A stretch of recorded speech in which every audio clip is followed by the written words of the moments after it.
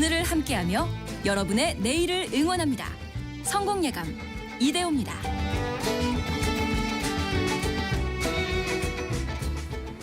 성공예감 이대호입니다. 2부의 문이 열렸습니다. 2025년 1월 14일 화요일 오전 10시 5분. 지금은 좀 얼음이 녹았을라나요? 예, 오늘 출근길 정말 미끄러워져. 아직도 군데군데 특히 해가 잘 들지 않는 그런 음지 지역은 아스팔트건 보도블럭이건 미끄러울 겁니다. 항상 주머니에서 손을 빼고 걸으셔야 됩니다. 장갑 끼시는 게 좋죠. 자동차들도 안전거리 더 확보하셔야 되겠고요. 오늘 특히 이제 위험하지 않도록 잘 활동하시길 바라겠습니다. 경제상식 퀴즈 정답도 알려드릴 시간인데요. 가산금리였습니다. 가산금리. 그러니까 은행들이 조달금리라고 할 수 있는 그 기준금리 위에다가 차주별 상황에 따라서 대출 빌려가려는 사람들의 상황에 따라서 가산금리를 더 얹어서 최종 대출금리를 정하게 되는데요. 이게 사실 좀 고무줄 같죠. 대출을 좀 덜 해줘야 할 때는 가산금리를 높이고 대출을 더 해줘도 될 것 같을 땐 가산금리를 내리는 좀 탄력적으로 운영을 하기도 하는데 그게 또 돈을 빌리는 사람 입장에서는 좀 야속하기도 합니다. 근데 그게 최근에는 신한은행을 필두로 해서 가산금리가 내려가고 있다라는 소식도 전달해 드렸고요. 오늘 조금 어려웠을 수도 있겠어요. 그래서 제가 힌트를 좀 드렸었는데 가산 디지털 단지역 떠올려 보시면 좋다고 힌트를 드렸었는데 7235님이 6.25 때 목숨을 걸고 우리나라를 지킨 낙동강 전투 충효의 고장 경북 칠곡군 가산면도 있습니다. 아, 예. 칠곡군 가산면 사랑합니다. 감사합니다. 알려주셔서 고맙습니다. 9946님이 정답 가산. 성공예감 이대호입니다. 이렇게 좋은 방송은 청취율 조사에서도 가산점을 줘야 합니다라고. 이런 문자는 안 뽑아드릴 수가 없네. 와우, 멋집니다. 오늘 최고의 정답이었습니다. 그리고 아까 그 책 신청 문자도 보내달라고 말씀을 드렸는데 3148님이 남편이 아직 미출간이라고 뜬다네요. 주문을 못하나 봐요. 이렇게 보내주셨는데 그 성공예감 이대호입니다. 오프닝을 모은 책 내 인생을 바꾼 하루 한 장. 주문은 가능할 텐데 아직 온라인 서점에 이미지 등록이 안 돼갖고 아마 오늘 중으로 가능할 겁니다. 관심 가져주셔서 감사합니다. 그리고 책 신청이라고 말머리 달아서 사연 보내주시는 분들께 뽑아서 2주 동안 20분께 우리 성공예감 이대호입니다. 여러분이 또 잘 들어주시는 그 오프닝 모은 책을 보내드리겠습니다. 내 인생을 바꾼 하루 한 장이라는 제목이고요.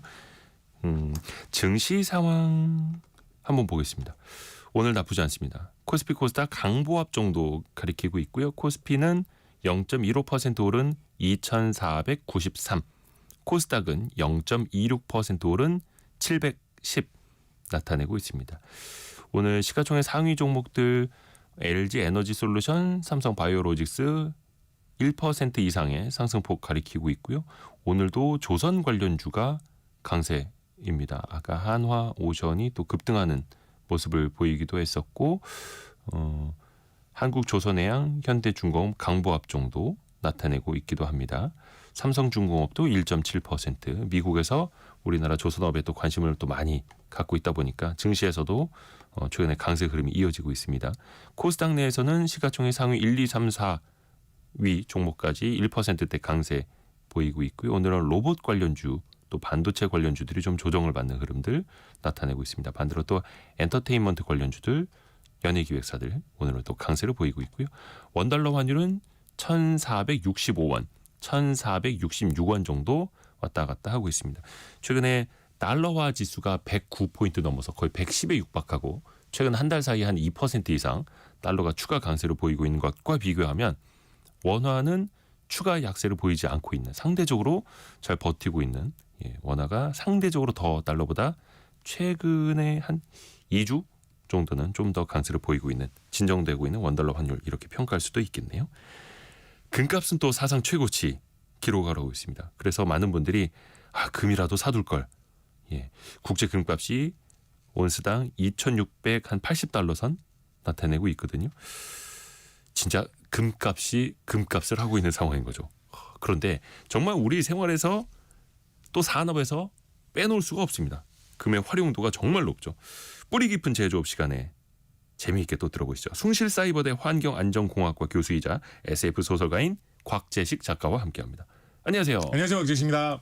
작가님도 금 사랑하십니까? 아, 네. 근데 이제 제가 돈이 없어가지고 뭐 투자를 한다거나 뭐 이런 거는 전혀 하지 못하고요. 네. 그냥 뭐 좋아하기만 합니다, 마음속으로. 일종의 짝사랑이라고 할 수 있겠죠. 아, 근데 사실 이제 금이 많은 분들의 입속에도 있습니다. 아, 그렇죠. 제2 몇 군데에도 이렇게 군데군데 붙어 있기도 한데 그렇군요. 금리를 씌우지 않습니까? 네네. 이게 어떤 뭐 특별한 더 장점 같은 게 있어요? 이제 금의 가장 큰 장점하고 이제 사람의 이를 치료할 때 금을 쓰는 이유하고 바로 직결되어 있는데요. 금의 가장 큰 장점이라고 뭐냐면 아주 오랜 시간이 지나도 변질되지 않는다라는 게 금의 정말 가장 큰 장점입니다. 아예 안 변해요. 네, 철이나 뭐 이런 거는 시간이 지나면 녹슬지 않습니까? 네. 근데 금은 변질이 되지 않는다라는 사실을 오랜 옛날부터 알고 있었기 때문에 사람들이 귀중한 물건을 만들 때 금으로 만들면 이거 뭐 좀 있어 보인다. 이거는 변하지 않는 정말 오래 가는 거다라는 식으로 많이 생각을 했죠. 정말 극단적인 사례로는 어떤 것도 생각을 해볼 수 있냐면 1970년대에 이제 우주 탐사를 위해서 뭐 천왕성, 해왕성 같은 아주 멀리 떨어진 그런 행성에 무인 우주 탐사선 보이저를 보낸 적이 있거든요. 네. 근데 이 우주선은 이제 갔다가 돌아오는 게 아니라 일직선 방향으로 쭉 나가는 것이기 때문에 그 방향으로 나가면 나중에는 태양계 바깥을 지나서 멀리 우주 저편으로 우주선이 날아가게 돼 있습니다. 그러니까 이게 어떻게 보면 사람이 우주로 내보내는 물체 중에 제일 멀리 갈 수 있는 물체가 될 수 있거든요. 네. 지금 뭐 40년이 지난 지금도 계속 날아가고 있으니까요.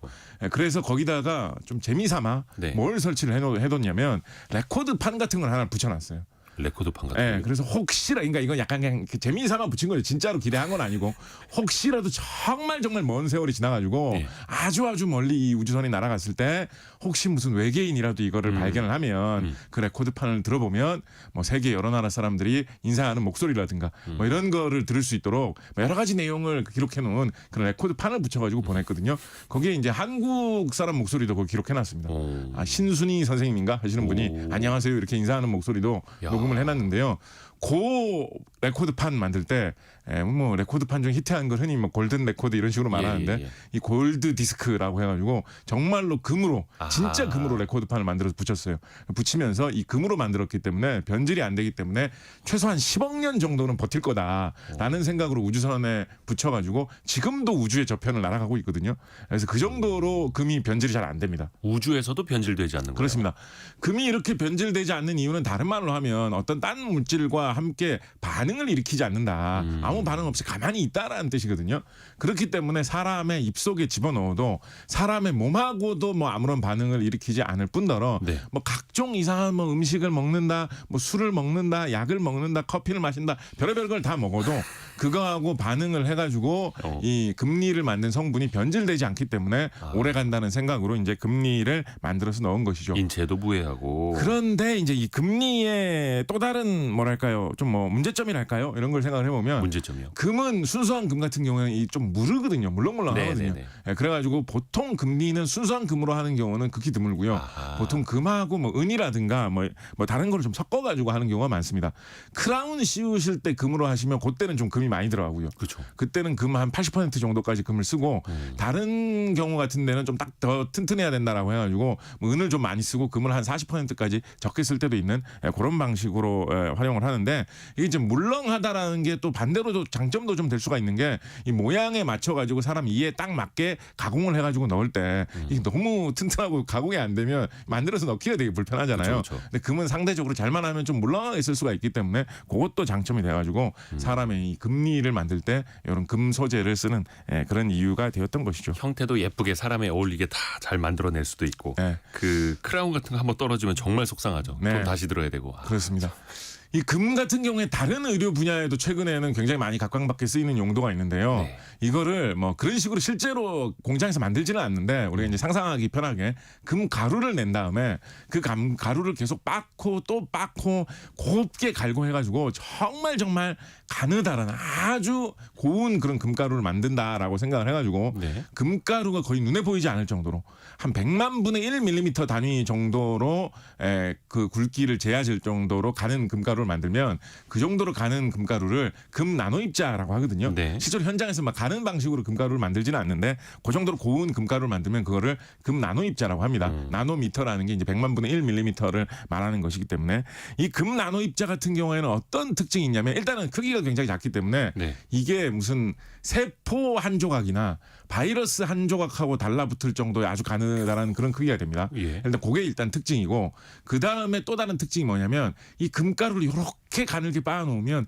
색깔이 아주 기묘하게 변하는 그런 성질이 있습니다. 약간 어떤 느낌이냐면 무슨 인전 레이저로 뭐 새겨놓거나 아니면 스티커 중에 좀 희한하게 만들어 놓은 거 보면 이렇게 빛에 비춰볼 때마다 방향에 따라서 막 무지개 빛깔로 색깔 바뀌고 이런 거 있지 않습니까? 네. 약간 그런 느낌으로 어떻게 배열해 놓느냐 배치해 놓느냐에 따라서 이렇게 가느다란 금가루는 색깔이 잘 바뀌는 특징이 있거든요.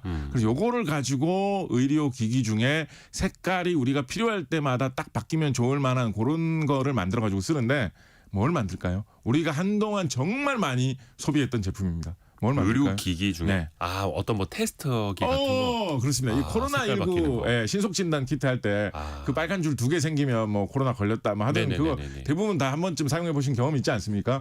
그거 같은 경우에 요 개발될 때 이런 금나노 입자 이용을 해가지고 많이 개발을 했습니다. 그래서 바이러스의 부스러기하고 이 금나노 입자가 달라붙도록 설계를 해가지고 아하. 만약에 달라붙으면 바이러스가 있다라는 얘기 아닙니까? 네. 그런 경우에 그게 한쪽 면에 일직선으로 잘 이렇게 걸리도록 만들어가지고 그렇게 걸리면 빨간 색깔로 빛을 내도록 이렇게 금나노 입자를 잘 활용을 한 거죠. 일종의 필터처럼. 색깔이 잘 바뀐다라는 점을 이용을 해서 그래서 아하. 그걸 이용해서 이 진단 키트를 만들었는데 우리나라에서도 이 진단 키트를 초창기에 잘 개발해가지고 수출도 엄청 많이 했거든요. 네. 그때 당시에 뭐 한 업체에서 뭐 3억 개를 만들어서 팔았다 뭐 이런 이야기 나올 정도로 굉장히 수출 많이 했었는데 우리나라 사람들은 이제 머리가 좋기 때문에 국산 제품들은 대부분 금입자를 이용한 것보다는 은 입자를 그 은으로도 비슷하게 할 수 있거든요. 은 입자를 이용한 제품을 좀 더 그때 저렴하게. 당시에는 좀 많이 만들어서 팔았던 뭐 그런 기록이 있습니다. 아하. 그리고 1500님이 술집에서 금가루 들어간 술도 주던데 이거 괜찮습니까? 왜 그 식용금이라고 하고 네네네. 왜 고급 횟집 가면 이제 참치 위에다 금박 살짝 이렇게 놓지 않습니까? 네네. 그게 맛있는지는 모르겠는데 몸에 네. 좋은지도 모르겠는데 네. 그 왜 그렇게 하는지 이거 먹어도 됩니까? 기본적으로 이제 맛도 안 나고 몸에 넣었을 때도 아무런 작용이 없다라고 보는 게 기본입니다. 왜냐하면 아무런 화학 반응을 안 하기 때문에 몸속에 들어가도 뭐 아무런 영향을 안 끼치거든요. 그냥 기분 그래서 전환이니까. 약간 뭐 감성으로 혹은 뭐 약간 전통으로 먹는 거다라고 보시면 되고요. 반응을 안 일으키기 때문에 이게 소화도 안 되거든요. 그래서 이거를 뭐 막 집이 부자라고 해가지고 나는 좀 금 좀 퍼먹어야지 이러시면 또 곤란합니다. 왜냐면 소화가 안 되거든요. 조금 먹어서 그냥 먹는 대로 그냥 그대로 그냥 나옵니까? 아무 영향 없이 그렇게 지나가는 거지. 많이 먹으면 이게 소화에는 아무런 도움이 안 되기 때문에 부자라고 해서 금 퍼드실 필요는 없고요. 근데 이제 이게 옛날 사람들이 그냥 진짜 옛날에 사람들이 이제 좀 특히 이제 고대 중국 이런 데서 좀 이런 거에 대해서 좀 동경을 품었었거든요. 금이 영원히 변치 않는 그런 물질이니까 그거를 사람이 어떤 그런 기운을 빨아들이면 불로 장수할 수 있지 않을까, 뭐 불로 장생할 수 있지 않을까 이런 생각들을 했거든요. 재밌는 게 뭐냐면 중국 기록 중에 본초경 집주 뭐 이런 책을 보면 어떤 희한한 기록이 있냐면 네. 근데 금을 그 중국 사람들도 실험해보고 알았을 거예요. 알았을 거 아닙니까? 금 먹어봐야 별 소용 없더라. 몸에 흡수가 안 되더라. 이런 거 어느 정도 알았을 거 아닙니까? 네. 먹어본 사람도 있을 테니까. 근데 이제 어떤 이야기가 있냐면 금을 몸으로 흡수하기 위해서 희한한 기술을 개발한 사람들이 있는데 뭐랑 같이 첨가제랑 같이 먹는. 어떤 그 사람들이 어떤 사람이냐? 예. 이 본초경 집주 같은 책에 보면 고구려 사람들이 그 기술을 개발했다라고 돼 있어요. 근데 뭐라고 돼 있는지 아십니까? 이건 너무 신기한데. 그러니까 진짜 옛날 사람들 생각이에요. 예. 고구려 사람들은 금을 그냥 먹어봤자 소용이 없으니까 금을 가지고 밥그릇을 만들었다는 거예요. 오. 그래서 그 밥그릇을 만들어가지고 항상 거기에 딴 음식을 담아서 먹다 보면 그렇게 10년, 20년 먹다 보면 언젠가 흡수되겠지. 자연스럽게 밥이 흡수한 금의 기운을 먹게 된다. 그래서 고구려 사람들이 뭐 장수한다. 이런 게 중국 사람들 기록에 있었거든요. 근데 이제 신기한 게 신라 시대 그런 유적을 발굴해 보면 황남 대총이나 뭐 서봉총 이런 데서 실제로 금 밥그릇이 좀 나옵니다. 그건 어디 왕이나 막 왕족. 뭐 아무래도 뭐 높은 사람들이 금그릇 썼겠죠. 그래서 나오고 있어가지고 이게 실제로 장수의 의미를 생각을 하면서 금밥그릇을 만들어서 썼을까 삼국시대에 뭐 이런 상상도 현대 고고학자들이 어느 정도 하고 있죠. 일단 황금 밥그릇 하면은 일단 기분은 좋네요. 오래 살 것 그렇죠. 같네요. 뭐 요즘 뭐 철밥그릇 뭐 이런 말이 있는데 금밥그릇이라고 하면 뭐 영원히 안 잘릴 꿈의 직장인 것 같은 느낌도 들고 근데 그 그렇습니다. 밥그릇 하나 가격이 또 어마어마할 것 같고. 근데 일단은 금은 흡수는 안 된다. 그렇습니다. 그러니까 뭘 타서 먹어도 몸에 나쁠 것도 없고 좋을 것도 없고. 서수현님이 우리 어머니 화장품에도 금가루가 있어요. 이런 거는 괜찮습니까? 피부에 보통 이제 붙는 뭐 반응을 안 하기 때문에 그러니까 그게 이제 금이 장신구로서 사실 굉장히 많이 옛날부터 인기 있었던 이유 중에 하나인데요. 약간 체질에 따라서 나는 무슨 뭐 목걸이 걸면 쇠독 오르더라 이러시는 분들 있지 않습니까? 쇠독. 예, 뭐 이상한 반지 같은 거 끼면 나 뻘겋게 뭐 자꾸 맞아, 부어오르고 맞아. 이러더라 그런 분이 있거든요. 네. 그게 이제 금속의 성분하고 피부가 반응을 하기 때문에 특히 좀 민감하신 알레르기 체질이 있으신 분들은 그 금속과의 반응 때문에 그런 뭐 쇠독이 오르는 그런 여러 가지 현상들이 나타나는 건데 금 같은 경우에 워낙에 반응을 안 하기 때문에 절대 다수의 사람들에게도 이 쇠독 같은 게 오르는 일이 없습니다. 그러네요. 그렇다 보니까 더더욱 이제 장신구로 예전부터 인기가 많았었던 것이죠. 그래서 이제 예민하신 분들은 나는 순금 귀걸이만 그렇죠. 사야 돼 이런 분들 계시는데 그렇죠. 네. 그래서 반응이 없다라는 게 금의 또 최대 장점이기도 그렇습니다. 하고 왜 인간 사회에서도 왜 반응 없는 사람들 무반응인 사람들을 네. 황금이라고 봐도 되겠나? 아, 그렇죠. 어, 네. 좋은 겁니까? 뭐 무슨 뭐 모르겠습니다. 포커 같은 거 할 때는 좀 유리하지 않을까요? 그리고 또 이거 경제적으로 왜 어디 이제 금박처럼 얇게 올라가는 금 저거 혹시 모아서 가져가면 돈 될까? 그 왜 금리도 떨어지면 어디에서 이제 뭐 돈으로 바꿔준다고 하지 않습니까? 네네네. 이런 게 어떻게 좀 모으면 돈은 될만 하겠습니까? 약간 좀 추잡스럽다는 생각은 드는데요. 너무 돈은 될 미미해서. 수는 있습니다. 너무 미미해서. 돈 될 수는 있습니다. 네. 사실은 뭐 과거에 뭐 좀 뭐 도시전설 비슷하게 내려오는 이야기입니다만 네. 금세공하는 뭐 이런 데서 그 금세공을 하다 보면 아무래도 금가루가 좀 날리지 않겠습니까? 예. 그거를 이제 청소하는 사람들이 쓸어가 가지고 뭐 돈 번다 뭐 이런 얘기가 있었고 진짜 티끌 모아 황금. 네, 실제로 지금도 금세공 하는 데서는 그 금가루 날린 거를 함부로 버리지 않습니다. 예. 그거 다 모아가지고 다시 재활용하기 때문에 그 의미는 있는 일입니다. 약간 뭐 그 제가 이제 전공이 이제 환경공학입니다만 환경 쪽에서는 이제 그 쓰레기 재활용 관련해가지고 이런 얘기도 항상 하거든요. 예. 전자제품 같은 거 만들 때 금성분을 항상 조금씩 쓰는 일이 많이 있기 때문에 전자제품 쓰레기를 많이 모아가지고 그거에서 재활용을 통해서 금만 뽑아내면 양이 꽤 될 거다. 과거에 뭐 흔히 많이 도는 이야기로 뭐 이거 뭐 시대마다 달라지니까 얼마나 지금도 맞는 얘기인지는 모르겠습니다만 휴대전화 하나에 금 0.1g 들어있다 뭐 이런 정도 이야기 있었거든요. 근데 그 휴대전화가 뭐 많이 팔리면 뭐 1년에 뭐 10억 개가 팔렸다 뭐 1억 개가 팔렸다 뭐 이런 이야기 예. 흔히 나오잖아요. 그렇죠. 휴대전화 10억 개인데 하나에 0.1g씩이면 1억 g이니까 1억 g이면 뭐 거의 뭐 킬로그램 단위로 따져도 묵직하게 나오는 양이지 않습니까? 그래서 그렇게 조그마한 금이라도 모으는 게 의미가 있다라는 뭐 그런 말은 해볼 수가 있기 때문에 아하. 뭐 금가루 그렇죠, 그렇죠.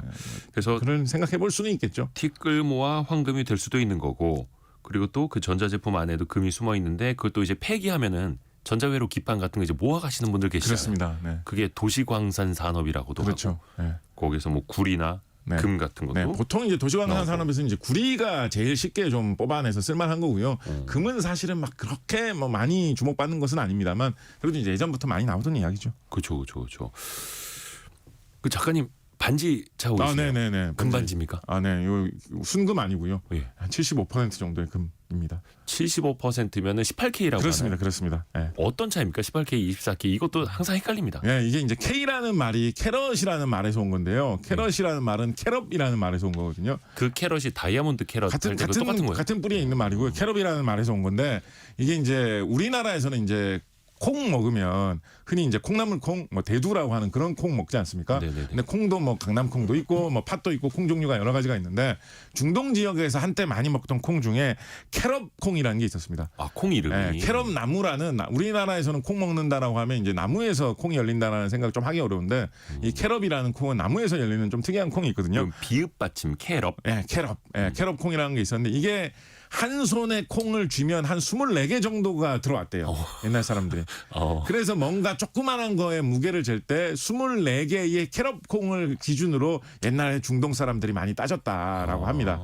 그러다 보니까 24 캐럿이라는 말이 변해서 24 캐럿이라는 말이 되었고 그게 딱 한 주먹. 그래서 24 캐럿이 뭔가 한 주먹이라는 작은 것을 따지는 그런 기본 단위가 된 거죠. 그래서 100% 금을 24 캐럿이라고 하고 그중에 얼마 정도가 금이 아닌 다른 물질이냐를 가지고 금의 함량이 적으면 뭐 18K, 18캐럿, 18K보다 더 적으면 뭐 15K, 10K 뭐 이런 식으로 있는 것이죠. 아까 말씀드렸듯이 순금은 좀 물렁물렁하기 때문에 이걸 단단하게 만들기 위해서는 은이라든가 구리 같은 거 다른 거를 타가지고 쓰는 게 모양을 유지하기 위해서는 어느 정도 필요하기도 하거든요. 네네. 그래서 이제 순금보다는 뭐 18K나 이런 거를 많이 쓰기도 하는데 이게 이제 그래서 이제 우리 뭐 올림픽 같은 경기 하시는 거 네네네. 보면 금메달. 금메달, 은메달, 동메달 딴 이 선수들이 깨물잖아요. 메달 따면 꼭 깨무는 포즈 이거 취하지 않습니까? 그렇죠. 언제 시작됐는지 봅니다. 그 깨무는 포즈 도대체 이거 왜 취하나 네. 이런 생각을 해보면 순금은 워낙에 이제 튼튼하기 때문에 순금일 경우에는 옛날에 이제 금 이런 거 감별하시는 분들이 마땅한 도구가 없을 때는 한번 깨물어 보면 쑥 들어간다. 순금은 약간 이렇게 좀 씹히는 느낌이 난다. 물렁하기 때문에. 예. 근데 18K나 금이 아닌 거는 씹어보면 딱딱해가지고 아. 씹히는 느낌이 안 난다라고 해서 그걸 씹어보고 순금 감별을 하던 그런 전통이 있었거든요. 올림픽위원회에서 네. 순금으로 줬는지 18K로 줬는지. 근데 이제 1910년대 이후로 금메달을 순금으로 안 만들고 있거든요. 아하. 지금 이제 100년 이상 순금으로 안 만들고 있기 때문에 그게 이제 사실 무의미한데 이빨 나갈 수도 있겠네요. 실제로 2010년에 예. 동계올림픽 루지 종목에서 은메달을 딴 다비트 멜러라는 독일 선수가 그러니까 이건 은메달, 동메달은 사실 할 필요도 없는 거예요. 근데 이제 사진 기자들이 은메달, 동메달을 따도 그 포즈를 한번 꼭 취해달라고 하거든요. 그래서 다비트 멜러라는 분 이분 은메달 따셔가지고 금도 아닌데. 애초에 할 필요도 없는데 그거 하시다가 잘못해가지고 이다 치셔가지고 그때 병원에 실려가서 당시에 올림픽위원회에서 좀 화제됐었던 이거 하지 말자 뭐 이랬던 바람 불었었던 적이 있었거든요. 금도 아닌데. 근데 이제 이게 모르겠습니다. 이건 뭐 제 그냥 의견입니다만 이게 요즘 들어서 부쩍 전 세계 모든 선수들이 다 많이 하고 있거든요. 아니 그게 또 앞에서 사진 기자들이 요구를 해서 엄청 그래요. 합니다. 네. 그래서 하는 건데 그래도 예쁘게 나오니까. 저는 제 생각엔 이거 약간 좀 한국 선수들이 좀 퍼뜨린 거 아닌가라는 생각도 좀 해보고 있습니다. 왜냐하면 한국 선수들이 이거 워낙에 한국 기자들이 이걸 좋아해가지고 많이 했는데 한국 선수들 금메달 올림픽에서 많이 땄잖아요. 그러다 보니까 한국 선수들하고 라이벌인 뭐 중국 선수들이나 이런 사람들도 이걸 같이 하다 보니까 중국 선수들이 금메달 워낙 많이 따지 않습니까? 모든 종목에서 그러다 보니까 이게 전 세계로 퍼져나간 거 아니냐라는 생각도 근데 해보고 또 이제 있습니다. 사진 기자들을 위한 변명을 한마디 해드리자면 모두가 같은 포즈로 같은 신문에 똑같이 실리면은 개성도 없고 차이도 없으니까 이런 포즈 저런 포즈 여러 가지 요구를 합니다. 아하. 사랑의 부위 하트 다 요구하다가 깨무는 포즈도 하나 해주세요. 요령껏 살짝. 아하. 이 치아 다치면 안 되니까요. 네. 아 재밌다. 근데 그 반지도 보면은 네. 화이트 골드, 뭐 백금, 네네. 로즈 골드 뭐 이런 게 있습니다. 네. 이거는 어떻게 뭐 성분이 다른 거예요? 뭐가 다른 게 들어간 거예요? 네, 로즈 골드나 화이트 골드는 이 색깔을 좀 특이하게 하기 위해서 금에다가 좀 다른 걸 섞은 거고요. 로즈 골드는 보통 구리를 섞어가지고 좀 불그스름하게 이렇게 만드는 것이고 화이트 골드는 보통 니켈을 섞어서 약간 은빛스럽게 나게 이런 식으로 색깔을 좀 바꾼 겁니다. 우리나라에서는 이 화이트 골드가 이거를 한문으로 옮기면 약간 화이트 백 골드 금이니까 백금 아니야라고 착각하시는 분들이 있는데 예. 백금은 화이트 골드하고는 전혀 다른 거예요. 완전 다른 거예요? 백금은 일단 기본적으로 금하고 아무 상관없습니다. 영어로는 백금은 그냥 플래티넘이라고 하거든요. 그래서 백금은 금하고는 아무 상관없는 딴 물질인데 어떻게 하다 보니까 이건 뭐 중국 사람들이 한문 이름을 백금이라고 만들어서 그렇지. 저도 백금이 금인 줄 알았는데. 백금은 금하고는 아무 상관없는 전혀 다른 원소고요. 백금도 비싸잖아요. 네, 백금도 비쌉니다. 그래서 이제 백금이 어떨 때 보통 이제 금보다 더 비쌀 때도 많고 막 이래가지고 이 백금은 그러니까 금은 화학에서 원소 기호로 쓰면 AU라고 쓰거든요. 근데 백금은 PT라고 쓰고 플래티넘이기 때문에 이게 이제 약간 어떤 거에서 플래티넘, 백금 이런 거 많이 들어보셨을까 생각을 네. 해보시면 미국 음반산업협회에서 1930년대 이후로 음반 중에 굉장히 많이 팔린 거를 금상, 은상 주는 이런 느낌으로 좀 많이 팔리면 실버 레코드, 더 많이 팔리면 골드 레코드 이런 네. 식으로 상을 막 수여를 하다가 1970년대가 되어가지고 그거보다 더 많이 팔리는 게 나오다 보니까 약간 급을 나누자라고 해서 앨범이 50만 장 이상 팔리면 골드 레코드, 100만 장을 넘기면 플래티넘 레코드라고 부르자라고 하면서 이제 플래티넘이라는 게 약간 금보다도 더 중요한 거에 앞에 있어 붙는 그런 약간 접두어처럼 사용되기 시작했죠. 그래서 막 카드라든가 뭐 회원 맞아, 등급도 골드 등급 위에 뭐 플래티넘 등급이 있고 맞아요. 뭐 이런 식으로 이야기를 하는데 플래티넘이라는 거는 이제 백금, 금하고는 아무 별 상관이 없는 완전히 다른 거다라고 보시면 금이 되겠습니다. 아니고 아예 다른 재질이다. 네. 플래티넘이다. 네, 그리고 화이트 골드, 로즈 골드는 금에다가 뭘 좀 섞어 놓은 거다. 거다. 이렇게 보시면 되겠습니다. 그러면은 뭘 섞은 로즈 골드, 화이트 골드보다 백금이 더 비쌀 수도 있는 그럴 거예요. 수 있죠. 그 네. 플래티넘의 어떤 시세에 또 따라서. 그렇습니다. 네. 그러게. 그래서 신용카드도 플래티넘이면은 뭔가 사용 한도도 높고 네. 연회비도 높고 네. 더 있어 보이고. 그렇습니다. 골드보다 더 위에 있을 수도 있는 거고. 오 신기합니다. 약간 역사 얘기 좀 여쭤볼게요. 네네. 그러면 처음에 사람들은 이 금이 그렇게 가치 있다. 중요한 금속이다라는 걸 언제부터 깨닫게 됐을까요?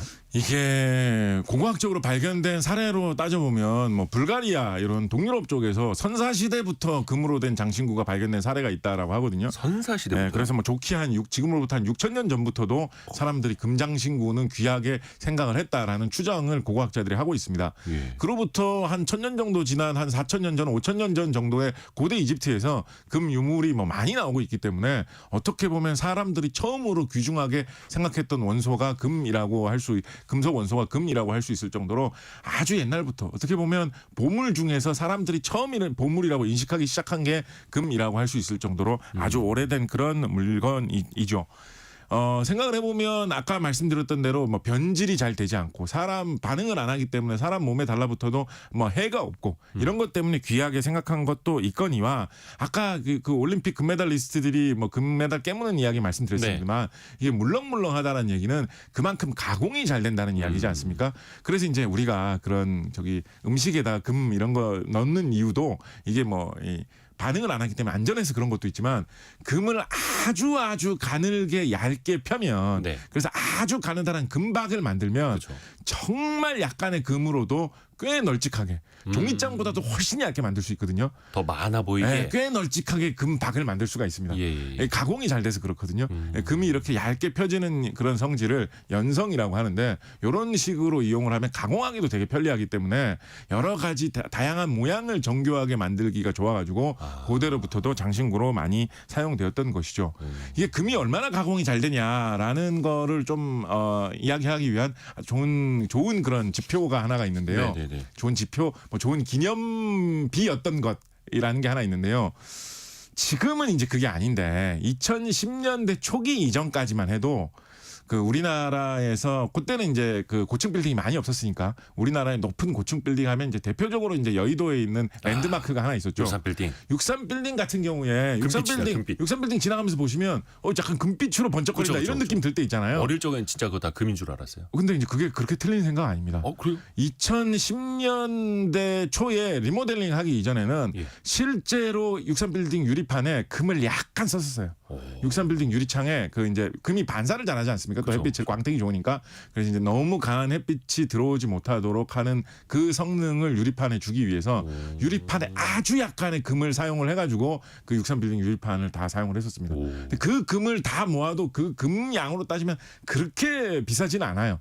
그래도 63빌딩이 얼마나 큽니까? 예. 그러면 거기에 들어간 유리창을 다 금으로 사용했다라고 하면 그 금을 다 모으면 그때 당시 시세로 한 4억 원 정도 그 정도 됐다라고 하거든요. 근데 그 4억 원치 정도의 금을 아주 가늘고 얇게 분산을 해가지고 건물 하나를 두르는데 다 썼다라는 거죠.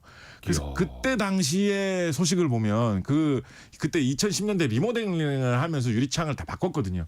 그러면서 지금 63빌딩 유리창은 금이 안 들어간 유리창입니다. 2010년 이전에 서울에서 사시거나 63빌딩 구경하러 와 보셨던 분들은 금유리창을 한번 보신 거예요. 63빌딩 금유리창 시대를 한번 보신 건데 지금은 아니고 그때 그 유리창은 다 그냥 폐기했다라고 알려져 있는데 이제 그때만 해도 금 시세가 그렇게 안 비싸서 아마 그랬나 보죠. 요즘 같은 금 시세는 혹시 우리나라의 어떤 폐기물 처리장 쓰레기장 근처에 그때 그 63빌딩 유리창이 쌓여 있는 곳이 만약에 있다면 이거 한번 캐내 볼 만하지 않을까? 라는 상상 정도 해볼 수 있겠죠. 네. 지금 3.75g 그러니까 우리 흔히 쓰는 한 돈 단위로 거의 50만 원을 육박했다고 합니다. 이야, 금이 좀 많았어야 되는데 이러다 보니까 딱 드는 생각이 있습니다. 네. 금을 만들 수는 없을까? 왜 네. 연금술이라는 거 있지 않습니까? 예나 지금이나 도전은 많이 할 텐데 네. 그래도 지금 좀 과학기술이 올라왔으니까 네. 연금술에 어떻게 좀 한 발 다가갔다라고 볼 수 있어요. 어때요? 이게 경제적으로는 기본적으로 불가능하다고 보셔야 되고요. 금이라는 건 이제 별도의 원소거든요. 원소를 새로 만들어낸다는 거는 화학적으로는 일단 불가능합니다. 이게 이제 다이아몬드도 보석이고 되게 귀하다고 치는 거잖아요. 근데 다이아몬드는 탄소라는 원소로 되어 있는 건데 탄소는 이제 숯덩어리도 탄소지 않습니까? 그렇죠. 그리고 흑연도 다 탄소지 않습니까? 근데 그 탄소를 가지고 배열을 아주 멋지게 잘 해놓으면 그게 다이아몬드가 되는 거거든요. 아주 귀하게 드문 형태로 탄소를 배열을 해놓으면 그게 다이아몬드가 되는 거라 가지고 탄소만 있으면 다이아몬드를 만든다라는 거는 화학적인 방법으로 가능합니다. 실제로 그래서 인공 다이아몬드를 지금 많이 생산하고 있고요. 네. 그런데 금은 금이라는 별도의 원소가 있는 거기 때문에 다른 원소를 조합해서 금을 만드는 게 아니기 때문에 금을 뭐 하여튼 나와야지 금이 나오는 거지 저절로 금이 생긴다라는 거는 원칙적으로 화학적으로는 안 된다라고 보시면 되고요. 근데 이제 화학적인 방법이 아니라 핵 반응을 일으키면 금이 생길 수가 있거든요. 그래요? 뭐 예를 들어 원자력을 이용한 핵 반응을 시킬 수 있는 특별한 장비를 이용하면 금을 만들 수가 있는데 그런 반응은 이제 경제성이 있는 반응으로 대량의 금 생산을 할 수 있는 그런 방식은 지금까지 나와 있지 않다라고 알려져 있기 때문에 아무래도 뭐 좀 물이 없나요? 좀 예, 물도 네, 안 금 드시고 얘기를 하다 보니까 목이 좀 메이네요. 네. 네. 그러다 보니까 예, 이제 아니 근데 핵 반응을 통해서 금을 만들 수는 이제 이론적으로 이론적으로는 가능합니다. 가능한 거예요. 근데 나중에 핵 반응을 통해서 어떤 금을 만약에 만들 수 있는 방법이 생긴다라고 하면 시중에 있는 금 가치가 폭락할 수도 있겠네요. 얼마 전에 왜 그 이제 인공 다이아몬드 만들 수 있다라고 해서 실제로 다이아몬드 가격이 많이 떨어졌잖아요. 인공 다이아몬드 뭐 예전부터 많이 만들어 왔던 그런 재질이고요. 네, 고온 고압으로. 네, 근데 이제 그게 이제 좀 가치를 요즘 들어서 이제 새롭게 평가되는 뭐 그런 식으로 이제 기술이 바뀌고 있다 보니까 나온 얘기고 핵 반응을 통해서 금을 만든다라는 거는 그거 실험적으로 성공한 거는 벌써 따져 보면 줄잡아 한 7, 80년은 됐을 겁니다.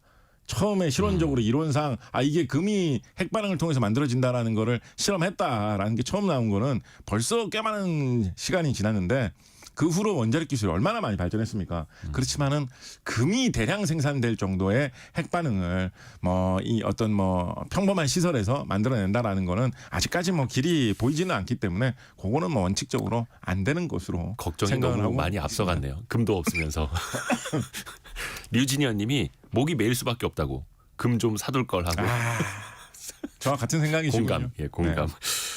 근데 우리나라에서 금맥이 발견됐다는 뉴스가 작년에 있었거든요. 네. 충북 제천에서 금맥이 발견됐다고 합니다. 네, 뿐만 아니라 우리나라에 다른 지하 자원이 되게 없는 거에 비하면 예. 금이 그래도 좀 나는 편입니다. 그래서 20세기 초에 한 1900년부터 1940년 사이에 우리나라에 약간 황금 열풍이 불었던 적이 있습니다. 네네네. 그때 당시에 금광 개발로 꽤 큰 돈을 벌었던 우리나라의 유명한 부자들도 많이 탄생했을 정도로 우리나라 금광 열풍이 뭐 미국의 캘리포니아라든가 뭐 아프리카의 남아프리카 공화국 못지않다라고 하면 좀 과장이지만 그 비슷한 느낌으로 금광 열풍이 한 몇십 년 한번 훅 지나간 적이 있었을 정도로 뭐 금 따는 콩밭 이런 뭐 20세기 초 우리나라 현대 소설도 있지 않습니까? 그런 게 있었을 정도로 금 열풍이 한번 불었었던 적이 있을 정도로 우리나라의 금맥이 그래도 다른 광산에 비해서 있기는 있는 편입니다. 네.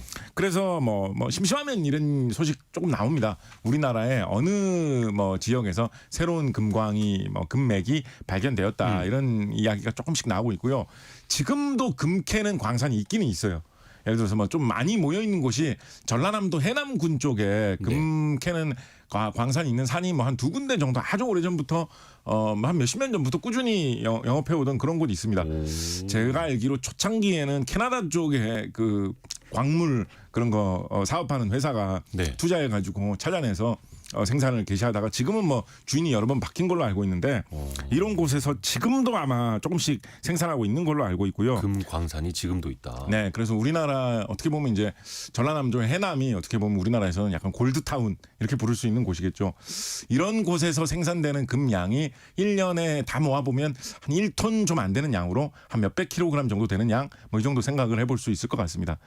근데 이제 우리나라에서 이제 금 생각을 하면 사실은 이 산에서 캐는 방식 말고 전혀 다른 방식으로 우리나라에서 금을 뽑아내는 회사들이 있거든요.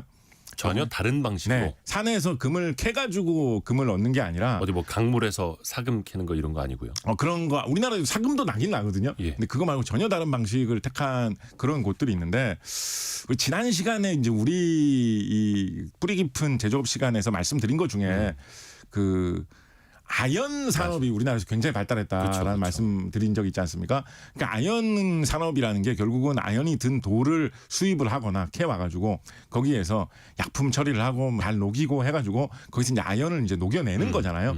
그럼 아연을 뽑아내고 나면 나머지 돌 찌꺼기들은 버릴 거 아니에요. 근데 버리는 돌 찌꺼기에 아연 말고 딴 성분이 좀 있을 수 있잖아요. 금. 예, 그래서 그 돌 찌꺼기 중에 귀한 성분이 있으면 그거를 뽑아내는 그런 산업을 같이 합니다. 어차피 돌 녹여가지고 금속 뽑아내는 사업을 하고 있으니까.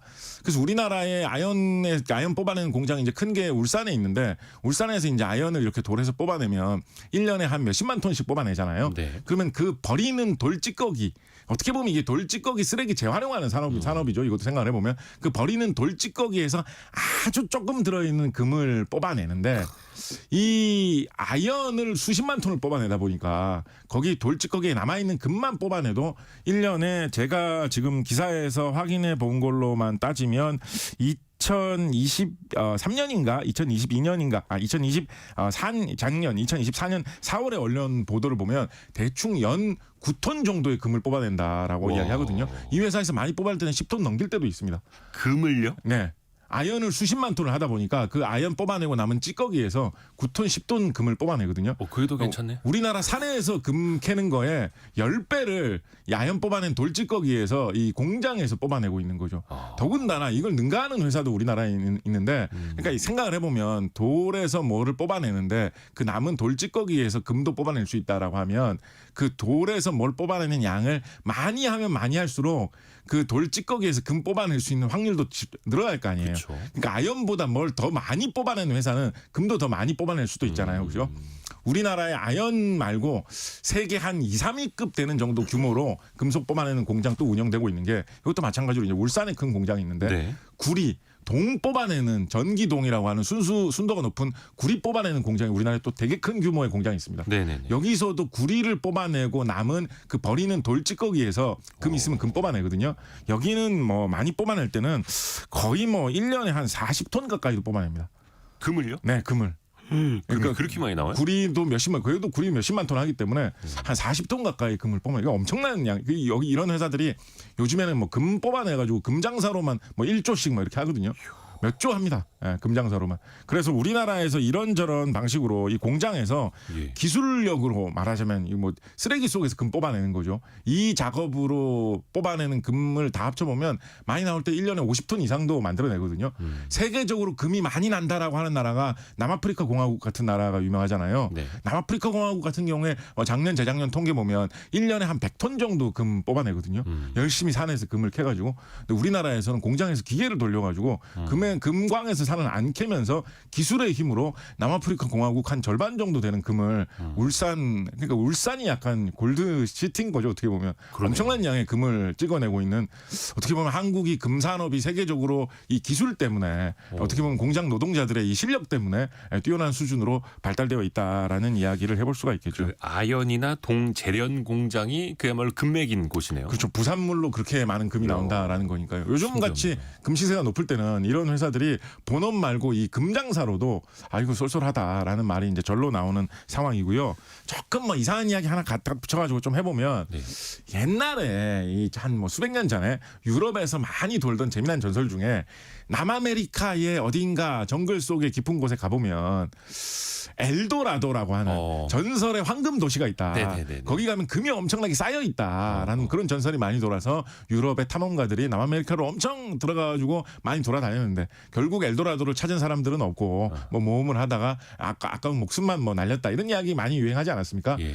근데 우리나라의 이 구리 재련하는 회사, 아연 재련하는 회사가 구리나 아연이 들어있는 돌을 어디서 많이 사오냐면 남아메리카의 페루나 칠레 같은 데서 많이 사옵니다.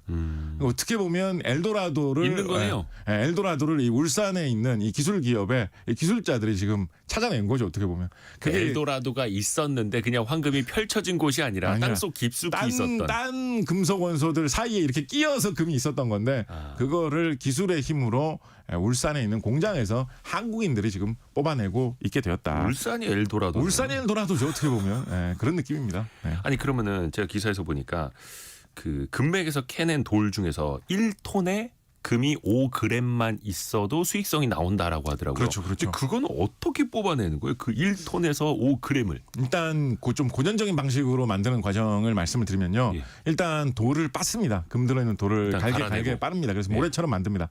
진짜 그다음에 이제 거기서 이제 선별을 하는데 제일 진짜 전통적인 방식은 그 금 모래 금하고 모래하고 막 섞인 그 가루를 보통 뭐 물에다가 한번 타가지고 천 같은데 이런데 흘려 보내거든요.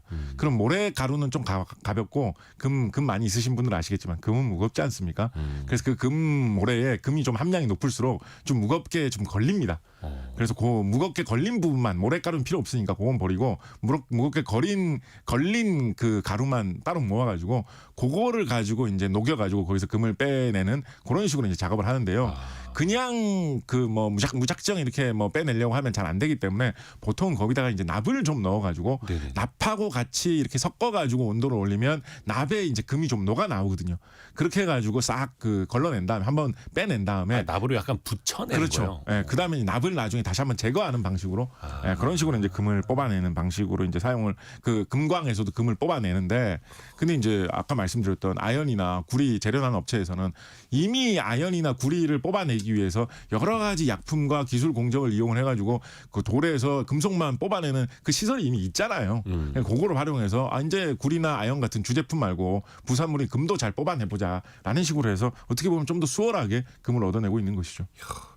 왜 요즘에도 나오는지 모르겠는데 그 왜 애국가 나올 때 그 영상에 네. 그 쇳물 같은 거 네네. 또 거기서 이제 금 이렇게 붓는 거 나오는데 그렇게 이제 액체로 된 게 약간 그 안에 납이 섞여 있을 수도 있는 거고요. 그렇죠. 그러다 네. 옆으로 한두 방울 툭툭 튀면은 저게 몇백만 원이야.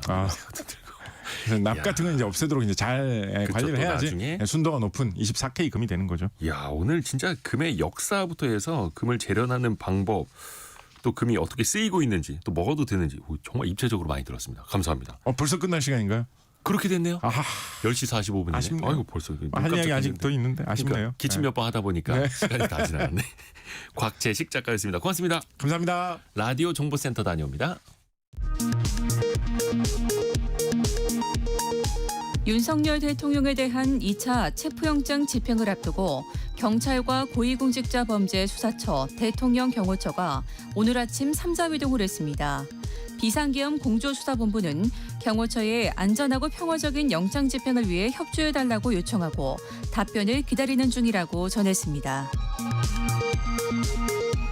정진석 대통령 비서실장은 오늘 오전 대국민 호소문을 통해 윤석열 대통령의 자기 방어권을 보장해달라며 제3의 장소에서의 조사 등을 검토할 수 있다고 했습니다.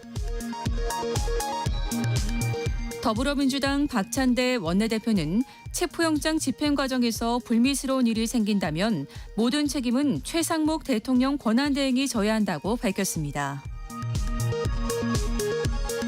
12.3 비상계엄 사태 진상규명을 위한 국회 국정조사 특위가 오늘 국방부 등 8개 기관 보고를 시작으로 본격 가동됩니다. 지금까지 라디오 정보센터 뉴스 정한나였습니다.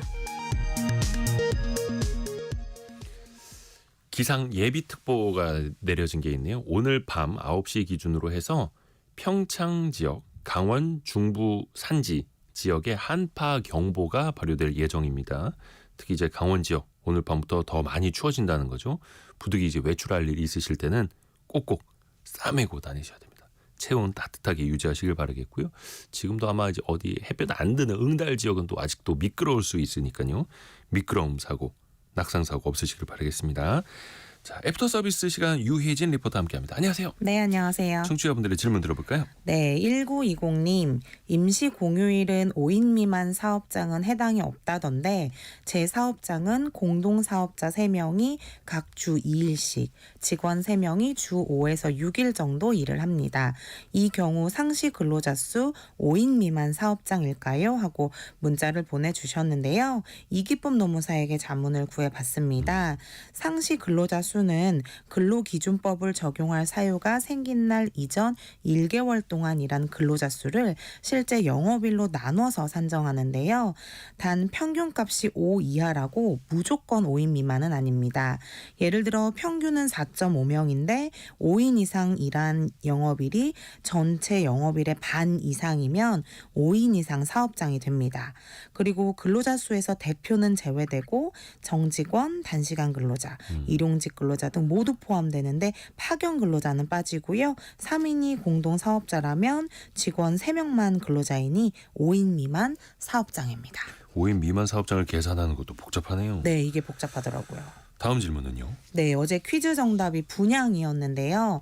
김다연님, 부양 가족이 많으면 아파트 청약도 쉽게 당첨되죠? 하셨습니다. 아무래도 유리한 건 맞겠습니다만 또 쉽지는 않아요. 네. 일단 주택 청약 1순위가 되면은 1순위 뭐가 좀 되게 높은 것 같잖아요. 네. 그런데 우리나라에서 1순위 조건에 부합하는 사람이 청약 통장 가진 사람은 1,000만 명이 된다고 합니다. 아, 이 경쟁을 뚫어야 되는군요. 그러니까 그 1,000만 명 중에서도 또 가점제로 네. 점수로 순위를 또 가릴 수밖에 없잖아요. 무주택 기간, 청약 통장 가입 기간, 네. 부양 가족 등등을 봐야 하는 거고요. 일단 만점이 되려면 무주택 기간은 15년 이상, 네. 청약 통장 가입 기간도 15년 이상, 네. 부양 가족은 6명 이상이 있을 때 네. 비로소 만점이 될 수도 있다라는 거. 참고하시면 어렵습니다. 되겠습니다. 네. 역시 쉬운 게 없어요. 다음 질문은요. 네, 서승범님, 요즘 아파트 계약금이 0원이라고 광고하던데 그럼 분양가가 싼 건가요? 하고 질문 주셨습니다. 이거 자세히 들여다 보셔야 되는 겁니다. 계약금을 받지 않습니다.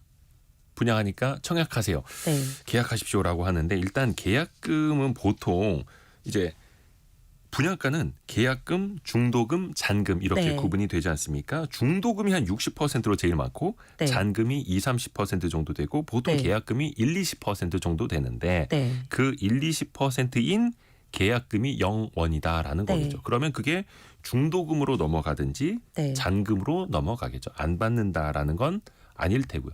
만약에 네. 그 계약금을 할인한다라고 하면 정확히 5천만 원을 할인하는 건지 1,000만 원을 할인하는 건지 네. 아예 그 10%를 안 받겠다라는 건지 꼼꼼하게 따져보실 필요가 있습니다.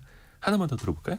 네, 2315님, 왜 이렇게 분양가가 높은지 의문입니다. 분양 원가를 공개해야 하지 않을까요? 하고 의견 주셨습니다. 그 아파트 분양 원가 공개 제도가 지금도 있지요. 특히 네. 이제 공공에서 조성하는 아파트는 의무적으로 그 분양 원가를 공개하도록 되어 있고요. 대표적으로 SH공사 같은 경우에는 2020년 향동 4단지를 시작으로 해서 시범 공개를 하고 있습니다. 그러니까 토지비, 건축비, 마케팅비 등등 얼마가 드는지 네. 원가를 세부적으로 공개하도록. 물론 이제 이거는 공공 분야에서만 현재는 네. 의무다라는 것도 말씀드릴 수 있겠네요. 유혜진 리포터 함께했습니다. 고맙습니다. 감사합니다. 감사합니다. 자, 오늘도 성공예감 이대호입니다. 함께해 주셔서 감사드립니다. 박미영님 따뜻한 오후 보내세요라고 또 이야기해 주셨고요. 또 여러분의 질문, 사연 계속해서 보내주신 대로 저희가 또 체크를 하고 애프터 서비스 시간에도 꼼꼼하게 또 준비해 드리겠습니다. 내일 아침 9시 5분에 다시 찾아뵙죠. 성공예감은 오늘도 여러분을 응원합니다.